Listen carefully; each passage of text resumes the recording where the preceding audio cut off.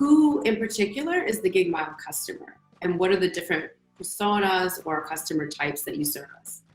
As a Gigmile, we have two broad customers. On one part, the customers are the digital commerce platforms, e-commerce platforms, mobility companies that we actually work with. Many of these companies are looking to actually scale their businesses, and they consider Gigmile a platform that they can literally plug into to be able to scale their business. On the other part is the actual mobility entrepreneurs, both new and existing mobility entrepreneurs that are looking to get into the gig economy space, but struggle to actually have the needed access to the productive tools they need to thrive within the gig economy space. So we consider ourselves as a marketplace on one part solving the challenges and problems of platforms, and on the other being able to work directly with these mobility entrepreneurs to make them meet the supply challenges that these platforms have. So could you just dive in a little bit into the problem and explain why this is such a big problem and why you and Sam in particular are solving it? So it's a huge problem. The logistics and mobility actually drive Africa's, informal space. Today, as mentioned, there's a huge gap in the space already to actually find these employed or unemployed gig workers that are able to play in the space.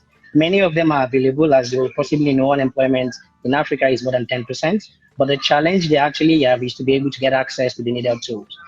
In urban cities across Africa today, there are more than 50 million people that are waiting and looking to participate either in mobility or in logistics, but struggle to actually get the needed access to this. This for us today, it's a market of more than $22 billion that we're able to unlock in net revenue just by being able to provide the needed tools and products that this segment of customers actually need to excel.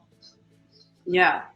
And I know you and your co-founder are ex-country managers of Jumia. And so I just share quickly why you guys are so passionate about solving this particular problem. I think, the interesting thing is I haven't spent more than 8 years working at Jumia, myself and Sam. We saw firsthand the challenges.